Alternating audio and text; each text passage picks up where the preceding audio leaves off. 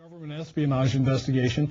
Federal officials this year have arrested or detained nearly 200 Israeli citizens suspected of belonging to a, quote, organized intelligence gathering operation. The Bush administration has deported most of those arrested after September 11th, although some are in custody under the new anti-terrorism law.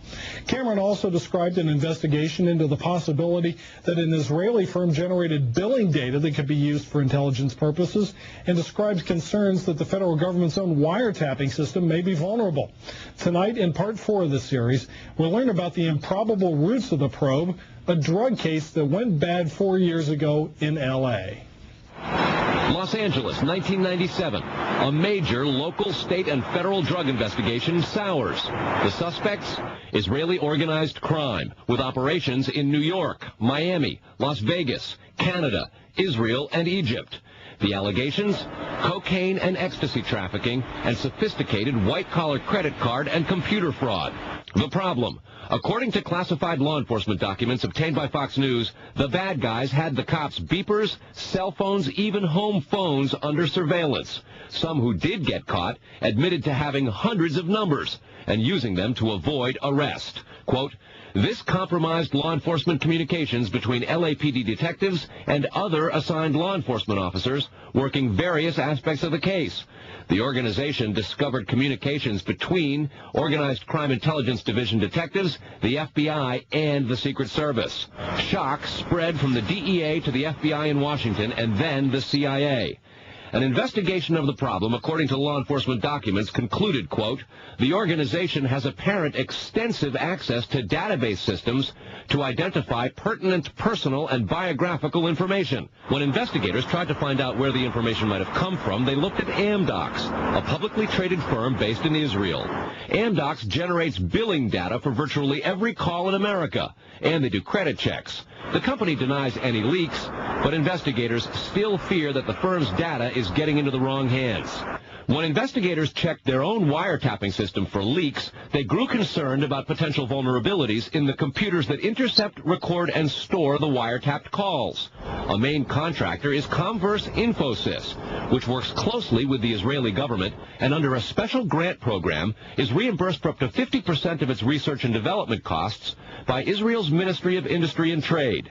Asked this week about another sprawling investigation and the detention of 60 Israelis since September 11th, the Bush administration treated the questions like hot potatoes. I would just refer you to the Department of Justice with it. I'm not familiar with the report. I'm aware that some Israeli citizens have been detained. With respect to why they are being detained and the other aspects of your question, whether it's because they are in intelligence services or what they were doing, I will defer to the Department of Justice and the FBI to answer that.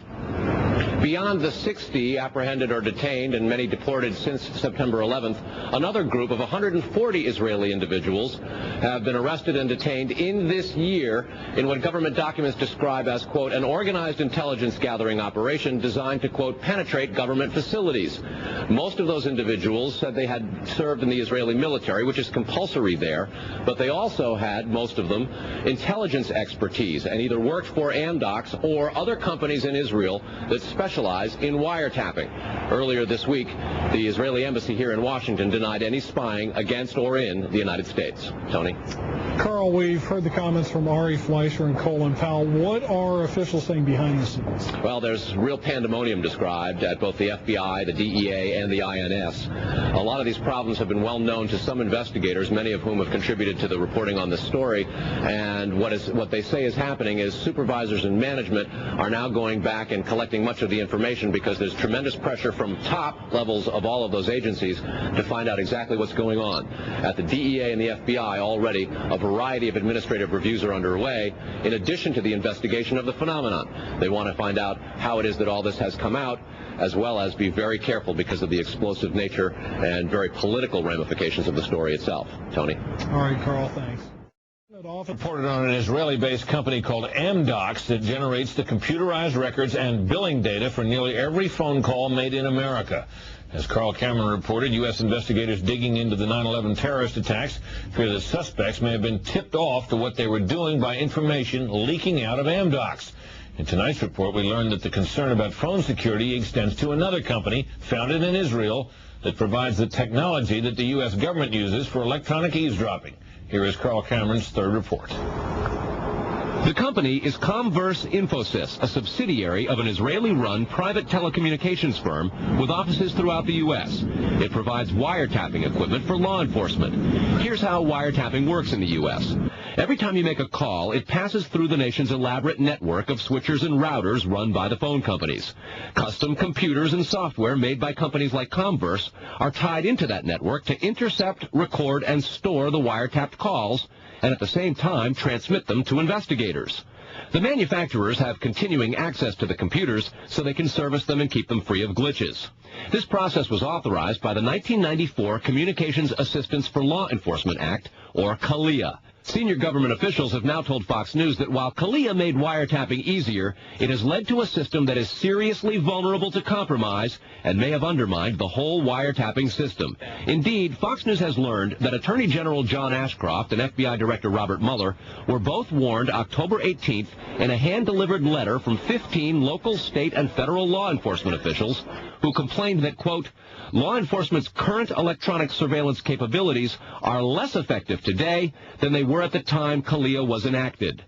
Comverse insists the equipment it installs is secure, but the complaint about this system is that the wiretap computer programs made by Comverse have, in effect, a back door through which wiretaps themselves can be intercepted by unauthorized parties. Adding to the suspicions is the fact that in Israel, Comverse works closely with the Israeli government and under special programs gets reimbursed for up to 50% of its research and development costs by the Israeli Ministry of Industry and Trade. But investigators within the DEA, INS, and FBI have all told Fox News that to pursue or even suggest Israeli spying through Comverse is considered career suicide. And sources say that while various FBI inquiries into Comverse have been conducted over the years, they've been halted before the actual equipment has ever been thoroughly tested for leaks. A 1999 FCC document indicates several government agencies expressed deep concerns that too many unauthorized, non-law enforcement personnel can access the wiretap system. And the FBI's own nondescript office in Chantilly, Virginia, that actually oversees the CALEA wiretapping program, is among the most agitated about the threat. But there is a bitter turf war internally at FBI. It is the FBI's office in Quantico, Virginia, that has jurisdiction over awarding contracts and buying intercept equipment. And for years, they've thrown much of the business to Comverse. A handful of former U.S. law enforcement officials involved in awarding Comverse government contracts over the years now work for the company. Numerous sources say some of those individuals were asked to leave government service under what knowledgeable sources call troublesome circumstances that remain under administrative review within the Justice Department. And what troubles investigators most, particularly in New York in the counterterrorism investigation of the World Trade Center attack, is that on a number of cases, suspects that they had sought to wiretap and surveil immediately changed their telecommunications processes. They started acting much differently as soon as those supposedly secret wiretaps went into place. Brett? Carl, is there any reason to suspect in this instance that the Israeli government is involved? No, there's not, but there are growing instincts in an awful lot of law enforcement officials in a variety of agencies who suspect that and have begun compiling evidence and a highly classified investigation into precisely that possibility. Brett? All right, Carl, thanks very much.